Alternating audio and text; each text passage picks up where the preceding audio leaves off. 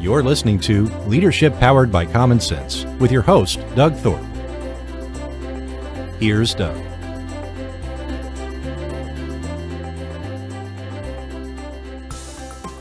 Hello again, everyone. This is Doug Thorpe, and you're listening to Leadership Powered by Common Sense. As the title suggests, we do like to talk about things, everything leadership, and today in particular, we're going to be doing just that.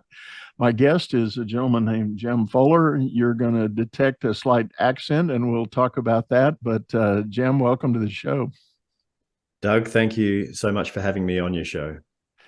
Yeah, so tell us first, which part of the world are you? Do you count as your home country, your residence? I'm in a small surfing town on the coast of Australia, down in Victoria. The nearest city that people might recognise is Melbourne. Okay, that's about an hour and a half drive away from us. But our local beach was it's famous in the surfing world because it's on the world tour. But it was made famous in Hollywood by Patrick Swayze in his movie Point Break. Yeah, and he went down to the beach, Bells Beach, for this big, massive 50-year storm. That's our local beach. That's where I live. Nice. Very good. And I know I've seen videos and films of all the events on that world tour. So, well, thank you for taking time out and joining us here. Give us a little bit of background story on how you got into the realm of leadership, speaking, coaching, and mentoring. Yeah. It's interesting. I'm 51 years old and have been running my own coaching practice for 9.5 years now. And I look back over all of the different chapters of my life and see how they all are relevant now, how they all fit together to help me do what I do. But the most obvious one was the last chapter. Prior to starting my own business, I was employed by a multinational travel company and ended up for the last 3 years of that in senior leadership. So with 150 staff.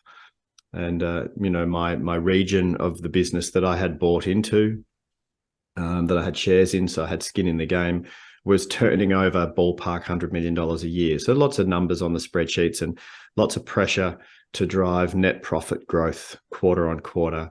But also, and that aspect of senior leadership, I didn't particularly enjoy the incessant drive for profit growth. What I did enjoy was people.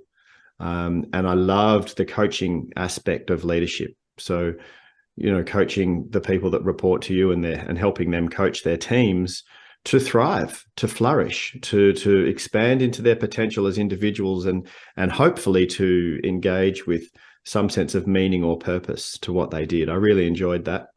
And towards the end of my tenure, my boss, my leader, engaged an external coach to come and the senior leadership team, we went away on retreat for a weekend.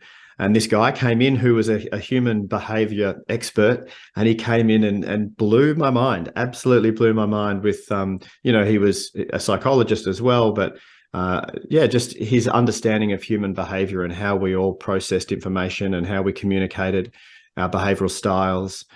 He was an NLP expert and I was just enamored. I said, wow, what do you do? And he said, this is what I do. I teach this stuff and I coach people. And I said, this is what I want to do. And from that day on, I decided that eventually I would invest in learning the skills and practicing them and starting my own coaching practice. So that's what I did. Nice. Let me ask you this, in your business chapters of your story, when do you think it was that you first realized that leadership was a thing? Yeah, it's a good question, because like for me, with so many, we start off on the tools, and if you become good on the tools, if you start getting results on the tools, you get a promotion, and then you're a team leader and you're leading a team of people, and you have to try and figure out how to get them to be as good on the tools as you were. And if you somehow get lucky at being able to do that to some degree, you get another promotion, and then you're a regional manager, and then you've got to try and figure out how to get leaders to get people on the tools to get good results. And it gets trickier, and most of us are not taught how to be leaders. We're not taught how to coach. We're not taught how to communicate. We're not taught how to engage people to the purpose or the mission of the organization. We're not taught any of that. I was lucky that the company that I worked for had a really good leadership program or programs, many of them. And actually, it wasn't until I got into senior leadership that I was engaged in a program, and our trainer, our teacher, was also a qualified coach and had studied all of this stuff.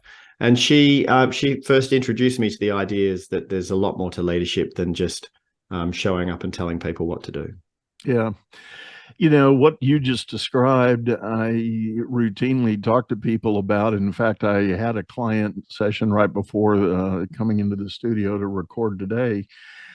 And we were actually talking about that. He's an up and coming middle manager in his company, a large global brand. I'm not going to name the name, but he was lamenting the sense of pressure that the expectation for him is to be more strategic in the way he shows up and the way he looks at the business. And we went on a journey talking about things, and what he ended up describing in his own words, in his own way, was exactly that transition that you just said. And for a long time, I've talked about it. I think we have a tradition in modern business. We look out at our frontline staff, and if we need a supervisory role, we look for the best producer to take that role.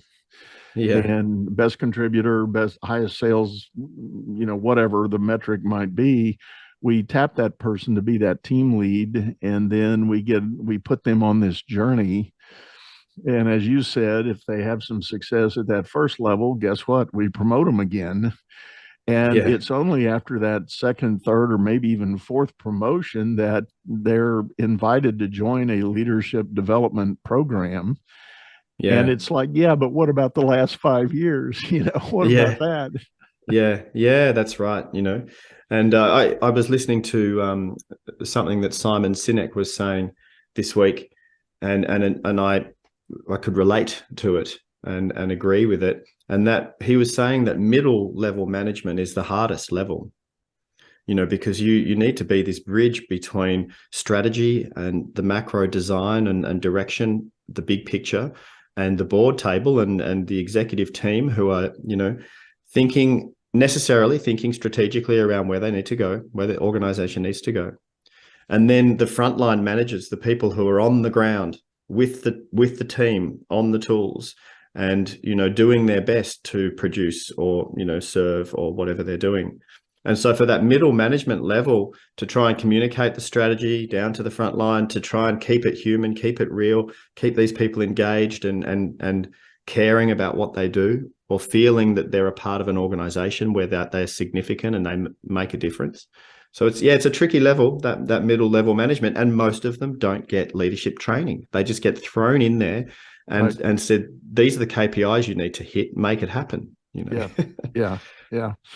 It is. It's a real conundrum, and often people in that band of a larger company really get frustrated because they feel the pressure from above, but it hasn't been articulated to them as the real expectation. So pulling away from I'll call it more transaction-based focus feels uncomfortable. You feel like you're betraying something by rising above that and working on these other things. And yet messages are subtle and sometimes even harsh that you got to do more, but it's not talking about transactional, it's talking about strategic. And if they're not coached or mentored on how to make that pivot and shift and understand what that expectation is, it's a real penalty box kind of environment for those guys. Yeah, absolutely. And here in Australia, we're behind the US in terms of embracing coaching as a thing. Even here in Australia, it's changing now. It is starting to change, but I reckon we're about 10 years behind you. When I started out as a coach, organizations here don't have coaches. Like, what do you mean you're a coach? Like a football coach? Yeah. No, leadership, coaching your leaders to be able to communicate with their people more effectively and create an intrinsic motivation which is what we need. The old extrinsic motivation, the old carrot and the stick, is not relevant these days. It doesn't drive the younger people these days, you know. Right. So anyway, yeah, we're getting there here in Australia, but we're a bit behind. Well, and I'm not 100% convinced how far ahead we may be here in the States. Even I do agree that just in the 12 years or so that I've been doing it professionally, I have seen a shift. In my early days, opportunities were generally what I call break fix. You get a call from an HR director that says, "Hey, Doug, we've got a guy in our leadership team that is on the brink of being fired. Can you come work with him and turn him around?" And it's like, Yeah. yeah. I'm Yeah. guessing that ship is mostly out of the port and at full sail, So no, I don't like doing those kind of engagements. But now, much more, the requirements or the expectation. It's actually flipped. It used to be about 90-10. 90% was the break fix, and 10% was let's do some real development and mentoring. But now it's kind of flipped the other way, and it's not a bad mark in your file to have a coach, procured for you. It's a growth step. It's a positive. Yeah, that's great. It's if we can change the perception, which, as you say, it is changing, that if your organization wants to invest in your development, that's a good sign. Oh, yeah. And we should be wanting that, and look, I think organizations are starting to realize that just because they can't measure, and it used to be called soft skills, which I think, is a misleading term, but because they couldn't measure it so accurately, that they weren't going to invest in it because they couldn't measure their ROI, blah, blah, blah. But I think now, and especially after the pandemic, people are realizing, wow, our human resource is not only our biggest asset, but should sit very highly on our risk register as well, because if the human element falls over, we can't do what we do. Right. We need humans still, thankfully, right? That might change one day, but we certainly need them now. And so that the executive tables that I'm sitting around and working with, and the board tables that I'm engaged with as well, they are actually they're forced now to look at this and say, what can we do? How can we be on the front foot? We need to invest in the development of our people, their resilience, their ability to communicate and connect. We have to keep this human, so that's a good thing that's come out of the last couple of years. I've noticed a shift there. I would agree with you, and that ongoing shift also is positive. I tell the story, and I've said it before on the show here, and some of my listeners know the story. When I first was beginning my coaching process or practice, I turned to a really good friend of mine who was a well-accomplished CEO. He had worked a lot in the venture capital and private equity space, doing turnarounds for money funds, and we were sitting at dinner, and I was telling him what I was planning on doing. He shook his head and he said, "I agree with you 100%. The world needs leadership development, training, and coaching." He said, "But you can't sell leadership." I said, "What?" And he said, "I will go so far as to say there's only 5% of CEOs in America that understand leadership." And if you're leading off, and that's your value proposition, is we're going to help you develop leadership strengths and skills, you're never going to be able to sell it.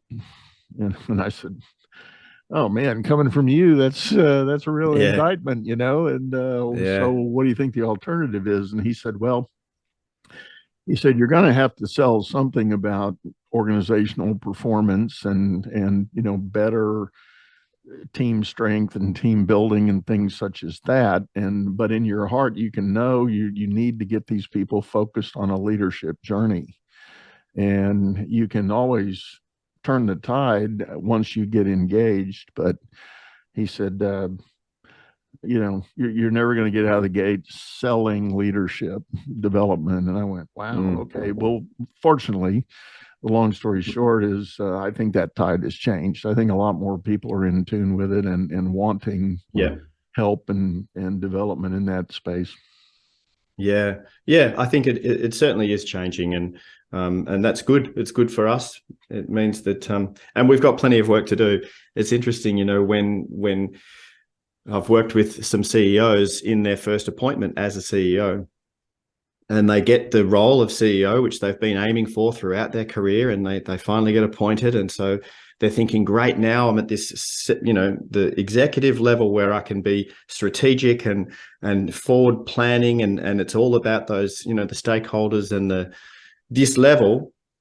And then they realize, oh no, I've still got humans in the mix. I still need to be some sort of psychologist or counselor or coach, and business would be easy and straightforward if it was all just strategy. But then we put humans in the mix and it gets complex, right? Yeah. Because we are complex creatures. And I find humans fascinating, and the scale of functionality, in some aspects, we are incredibly functional creatures, species. And then in some, on the same scale, but at the other end of it, we are so dysfunctional. You look at humans and the mess that we make of things, and it's interesting. So then leaders are put in a position where they have to try and figure out, how do I get the best out of my people? Wow, that's not an easy question to answer. No. But I think, like you say, leadership is now certainly something that people and organizations realize they need to invest in. Well, and along that line, on that spectrum you referenced, you get into the discussions. Jim Collins famously said, "Get the right people on the bus," and others came behind him and said, "Well, they got to be in the right seat on the bus." And Right. We try to work those kind of word pictures to help us get our head around what this thing called leadership is about. So let me ask you this: when you take one of those CEOs that's newly appointed, where do you really start with them? I tend to start with asking them, what's the purpose of the organization? What's the higher purpose of this organization? And if they say, well, we're here to make money and keep the shareholders happy, then I'm asking them, yeah, but why does this organization exist beyond that? What's the benefit? So we're looking for the mission statement, really, but not just a mission statement that sits in a desk drawer somewhere ticking a box. The higher purpose, that is the reason that everyone can come together, the North Star of the organization, the meaningful work, right? Because humans need meaning. So if the CEO is not clear on that, I think that's the first place to start. And then with the executive team, so this is why we're here. Where are we going? Vision. And what are our agreed values in terms of how do we want to support each other with accountability to show up? How do we best think we should show up here together as a group of people, all aiming for the same thing? So that's where I start. And then the conversation goes to, all right, well, we've got that, but how do we now get everyone on board with that and engaged with that and have it meaning something to them down to the team level? Yeah, I like that, and I'm a big fan too of locking in on that sense of vision or purpose. I often, when I'm dealing with the executives that are in that L2 and L3 level, coming down a rung from the CEO office, I will challenge them likewise right at the start. I'll say, well, what's your vision of what you're doing? And if they quote me the gold letter quote on the wall, at headquarters, I'm going, no. What is your vision and purpose?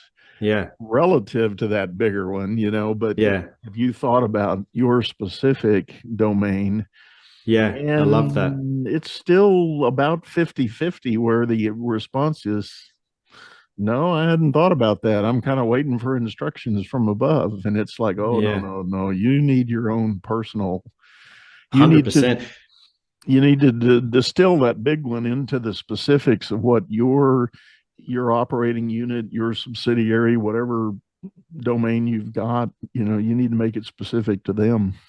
100%, and have your team, the people that report to you, engaged with that and engaged in the creation of that even. And it's interesting, Doug, I enjoy facilitating a conversation also with leaders around, okay, so this is the organizational mission, and you've said that you're engaged with it and you believe in it, and this is your local team purpose that is aligned with that, that's great. What about your own personal purpose? You as an individual, what is the meaning to your life? Yeah. You know, and you don't have to have one if you don't want to, but it's very functional to have a sense of meaning or purpose to your life beyond survival, I say, right? So survival, understand, that's the basic initial meaning or purpose. I've got to feed my children, put a roof over their heads, etc. I get that. But beyond that, what do you care about in your life? What's the legacy you want to leave? You know, and how does that then align with your team purpose and the organizational purpose? Because if you can find alignment between your own mission in life, how you want to positively make a difference in the world in some way, shape, or form, if you can find alignment with that, and that fits into the organization that you're employed by or that you run, happy days, you know. Yeah. No, I think that's awesome, and that's a very important thing. And I want to come back and talk about that legacy question. It's a magic word in my mind. But before we do that, I'm looking at the clock here, Jim. It's time to insert a little commercial break in our program. But I want everybody to hang with us. We're going to be right back after this very short message, and we will lean into a couple more of these ideas. So we'll be right back. Thank you. Business is all about solving complex problems as fast as you can create them. Become the best problem solver by leading others to greatness too. And the first step is going to DougThorpe.com. Doug Thorpe is known globally for coaching entrepreneurs and business leaders, improving their performance and the work output of everyone surrounding them. You can find health, wealth, and happiness by learning to lead others to health, wealth, and happiness. Go to DougThorpe.com now and order Doug's books or hire him to coach your managers. That's DougThorpe.com. All right, everyone, we're back. This is Leadership Powered by Common Sense. I'm Doug Thorpe, and my guest today is Jem Fuller. He is a leadership coach. He's written a book that has gotten some great acclaim. We're going to talk about that in just a second. What I do want to do, though, right before we went on break, we inserted a key word that's pretty big on my radar: legacy. When we're talking about creating personal vision of what you're doing in a company, not just what your team or your department is supposed to be doing, but your own sense of purpose and vision, I think ultimately legacy becomes a part of it. Maybe not for the younger guys as they're in the early chapters of their life, but certainly people that have accumulated a few years in the role and that have been on a journey in the industry.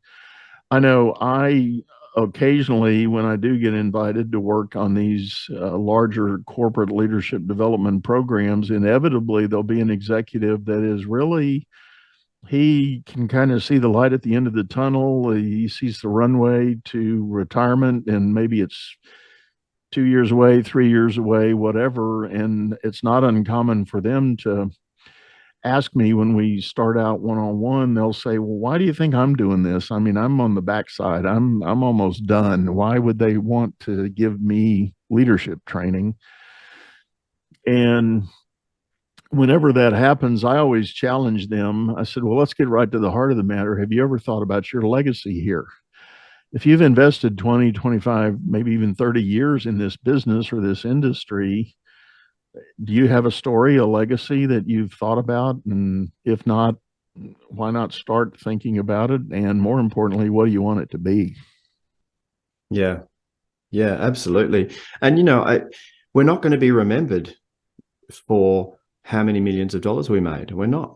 By the people around us, the lives that we were, the relationships that we had, the people that we affected, they're going to remember our character. They're going to talk about the type of person that you were. Right. And how you positively impacted their lives. That's the legacy. It's interesting with legacy. I can't remember where I first heard this, but it's a thought experiment. So you ask someone, do you know the 4 names of your grandparents? And they say, yes, of course I do. And they give you the 4 names. And then you say, do you know all 8 names of your great-grandparents? And most people don't, right? And then I say to them, so your grandchildren, their kids will not remember who you were. Right. You know, you will be forgotten. Right. You know? And so that's important to remember, because it's not about as much as the mainstream media puts fame in front of our faces, and we know the famous actors and the famous politicians, and that's a tiny, tiny, tiny percent of the human population. Most of us won't ever be famous. That's not what legacy is about. Legacy is about how did you positively impact the lives of others? Exactly. That's what legacy is, and so for a leader who's in the last few years of their career and are looking towards retirement, of all of the 30 years of experience that you've had, how can you share that? How can you pass that on? How can you empower younger people with all of the lessons that you've learned in a functional, beautiful way, so that you are remembered as the person that was in those relationships, because the quality of our life is the quality of our relationships. Yeah. And to affect those relationships and share that wisdom, we have to get to the inevitable element of communication. And I know that's one of your critical areas, Jem. So I'll let you lead off. Just dive in that big pool of this thing called communication. How do you like to frame that up and begin a discussion about effective communication? Well, first of all, because communication is so apparent and so necessary in every aspect of our life, it gets overlooked. We take it for granted because it's right there. And it underpins our ability to be effective in every aspect. So it's not just about relationship. You can't have an idea and then manifest that idea into reality without being able to communicate it. Right. Right. Einstein could have had his amazing understandings of the quantum physical aspects of the universe, but if he couldn't communicate those, they would have amounted to nothing. Right. So communication is ultimately important in that. It's also communication, obviously, in relationship, certainly in leadership, in every, like I said, in every aspect. And I believe that there is opportunity for us to become more conscious in our communication, more aware of the communication itself. Communication's not a telling. It's not me telling you something.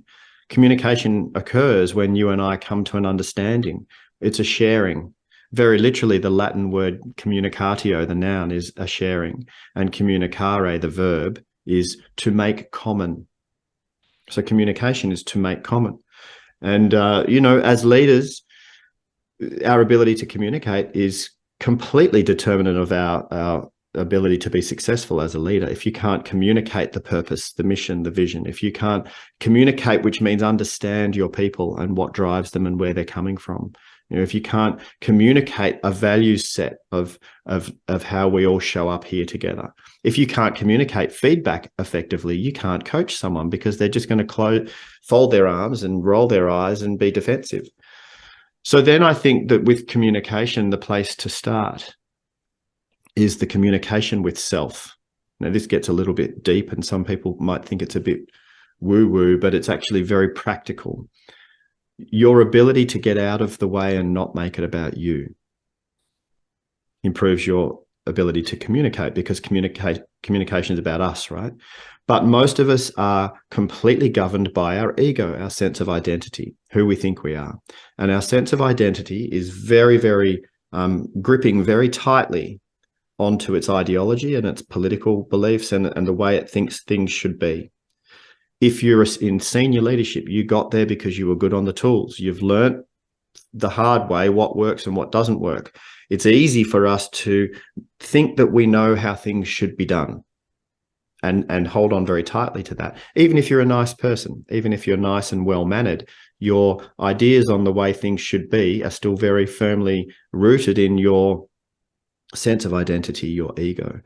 So I believe the first step to a more conscious communication is to curate the quality of your mind, which is to curate the quality of your relationship with self, to become more self-okay, less defensive, and be able to let go of that and put that to the side and open your mind to other ideas, other ways, other people, other expressions, other people's stories as a leader. Because what you're wanting to do is you're wanting people to thrive as themselves, right? You're wanting them to bring their best self. You don't want them to try and be a version of you. Yeah. That's not going to work. So communication starts with self, and it's ultimately important, I think. I like that, and I have spoken of that in the past, and I'm remembering an event that I was speaking at, and I got the idea. Everything you said, I sum it up by saying, "Get out of your own box." You're in a kind of a box, and I had this great idea to demonstrate that. I got a shipping carton, the size that a refrigerator comes in, where a man could stand in it, and had that on stage and asked two guys to volunteer and come up. One of them I made get in the box and stand there, and then the other guy was standing to the side, and I said, now have a discussion. Talk about the weather, talk about your, favorite sports team, whatever. I don't care what. And I was out on a little bit of a limb because I hadn't tried this, in advance, but I had faith. And sure enough, just there was a basic breakdown in the communication because a lot of the sound coming out of the box was muffled. It was a little bit garbled, and so then I had the one gentleman step out of the box and now repeat that discussion, repeat what you were saying. And now there was clarity. Now there was understanding. And, so I said to people that, if we want to be effective communicators, we have to get out of our own box. And all those biases, conscious and unconscious, all those slants on the world, and not saying that judgmentally, but just we have them. We all have them. Yeah, that's right. And even we're speaking with limited experience sometimes in certain areas, and yet that's where we hang our hats. So that can sure block effective communication if you're not willing to step out of that. And how did you say it? Something about abandon self? I forget exactly how you said it. Yeah, I'm not sure, but I can't remember what I said. But no, I 100% agree with you. And that box, I love that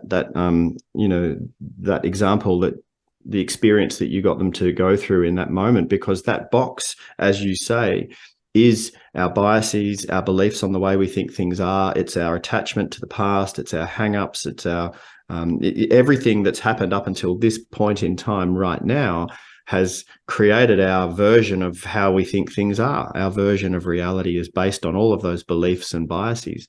And the more there are, the more distortion there is between you and actuality.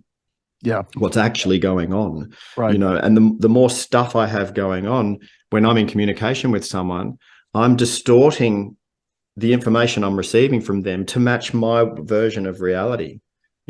So the work to do is to open the mind, to resolve with past, to come to a place of self-acceptance as much as possible, so that you're not still gripping or hanging on to the way you think things should be based on your past experience.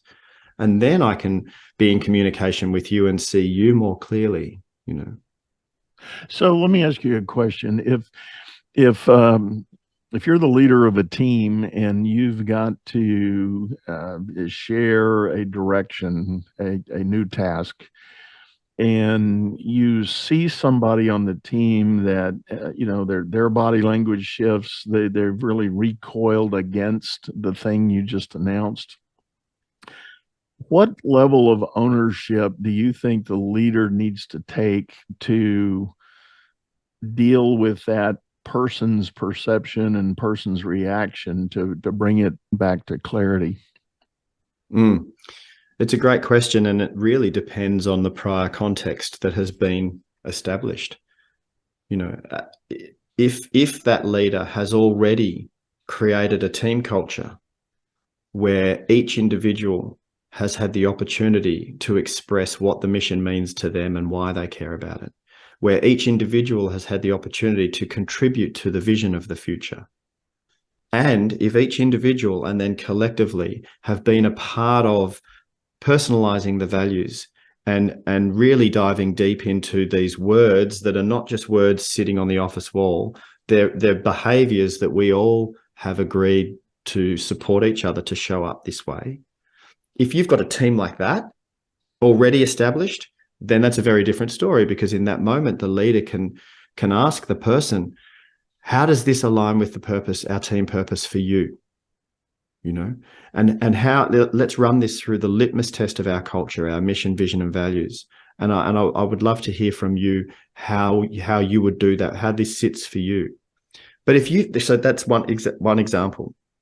But if you've got a team, so someone's leading a team and they haven't got that culture understood and clearly defined and everyone engaged with, good luck.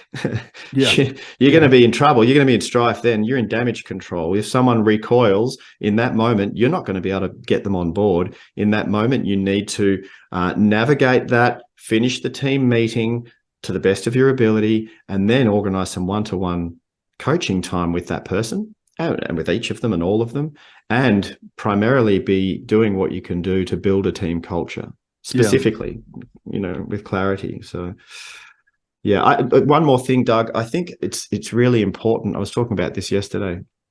I think it's really important to have consent to coach, consent to communicate. Yes. Yeah. That if the person has given me permission to coach them, then it's so much easier to give feedback, and that can look like, as the leader saying to the team member in a one-to-one, I want to share with you, part of what drives me, part of the meaning in my work is that I hope to create an environment that's conducive to you thriving. When I see you happy and thriving and doing your best work, when I see you skip out of the office at the end of the day on cloud 9, I'm good. That's me. That's what drives me in my leadership role. And also part of my responsibility as a leader is to do what I can do to help you thrive, right? And continue to expand into your potential. So is it okay with you if I dedicate some resource, some time, energy, and money, coaching, supporting, mentoring, and guiding you to live your best professional life here? Is that okay with you? And they say, of course, that's okay. Yes, right. You can dedicate resource to me. And then, so now you've got permission to coach. Right. I like that.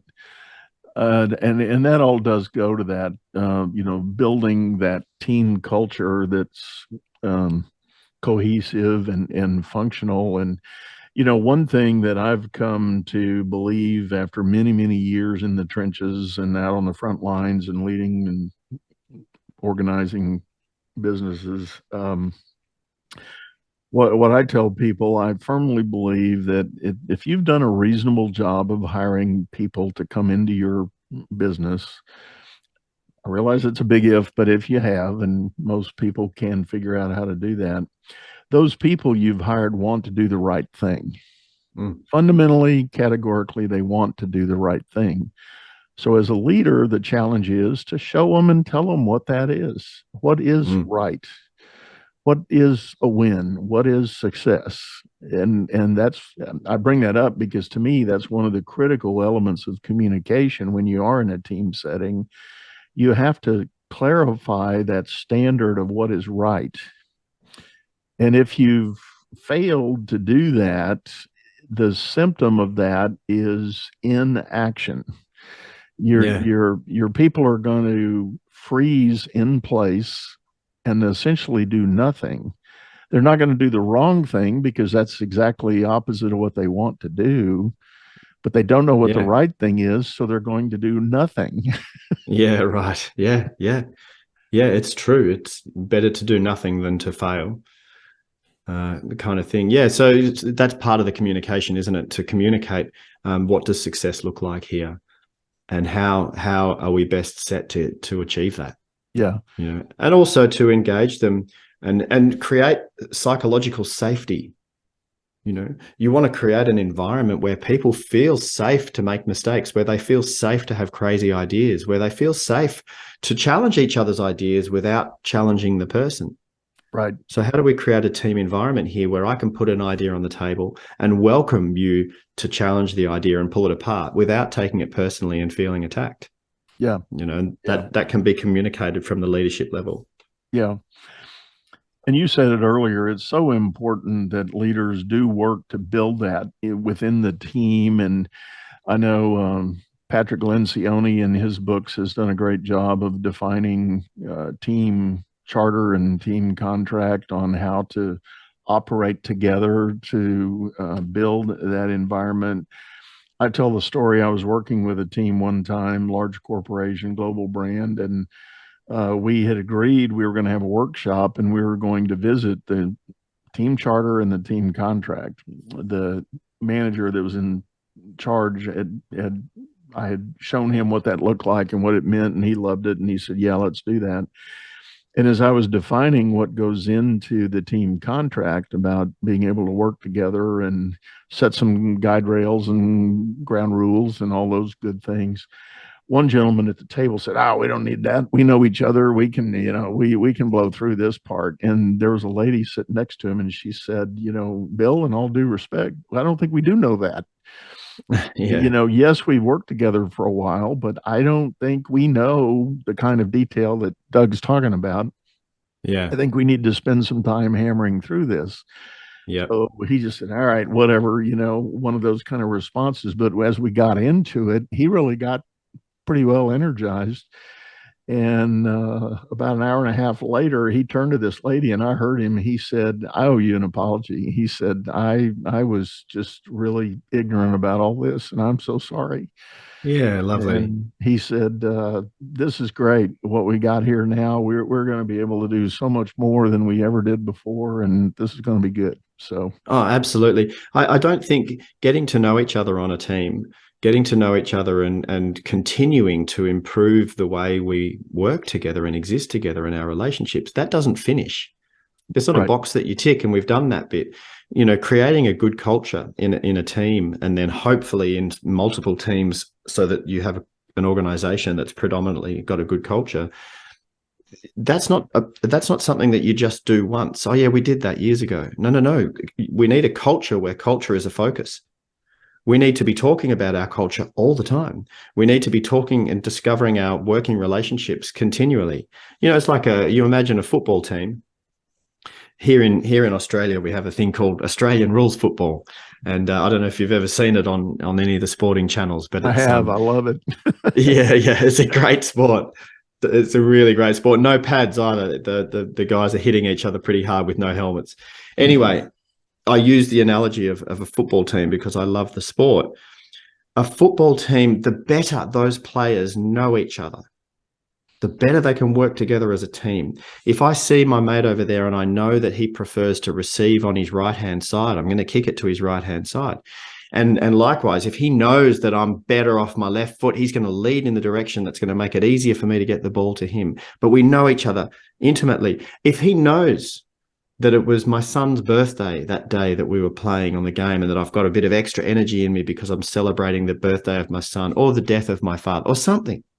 Yeah. The more we know each other, the better we can work together as an awesome team. And we should always be communicating like this. So yeah, that example you gave of going into the detail of what does the charter look like and what could the contract look like in detail about how we're all agreeing to show up here together and do our work, Yeah. Well, that same team, I just one more quick story on that same team. I had done an assessment exercise with them in advance, and we got the book and we were plotting sort of the mindset of the whole team. And the tool I was using did a plot of, it was a 4-blocker grid thing. And so all these team members were up in the upper right-hand quadrant, all pretty tightly clustered. But there's one guy way over, a real outlier, Yeah. And I had previewed it with the manager, and he said, "I think I know who this guy is, but I'm going to let it evolve naturally." And I said, "Well, as your coach here, I'm going to tell you, we're not going to spend a lot of time figuring out who that guy is. We're going to just have our discussion and keep moving forward." So we go into the team meeting and we get to that place on the agenda to open up this survey, and we see this result. And right away, one guy raises his hand and goes, "See this dot over here? That's me." He said, "I know I'm the outlier." He said, I honestly, I don't feel great being on this team. I feel like I'm always looking another direction. I'm always contradictory. I'm always off the bubble." And he said, "I really don't know what I want to do about it." And before I could say anything, a couple of the people on the team looked at him and said, "Please don't feel that way. You have no idea how much we appreciate you being all of that. Right. We need you doing that. we need you doing what you do to keep us in check and keep us true to the mission here. And if and then one by one, they kind of said, if I ever made you feel bad, I am sorry. Please don't take my challenge to you in a negative way. It's not personal. I'm just wanting to have the discussion. And it really got into a really healthy discussion about the possibilities there. And he just said, oh, okay, well, I'm going to keep doing it. And they said, you go, guy. So that's back to that psychological safety thing that you touched on. Yeah. And when you think about it, if you're working full time, you spend more of your waking hours at work than you do at home, right? So it's a big chunk of your life. So we shouldn't call it work-life balance, because that insinuates that when you're at work, that's not life. It's a big part of life. So it's a work-home balance.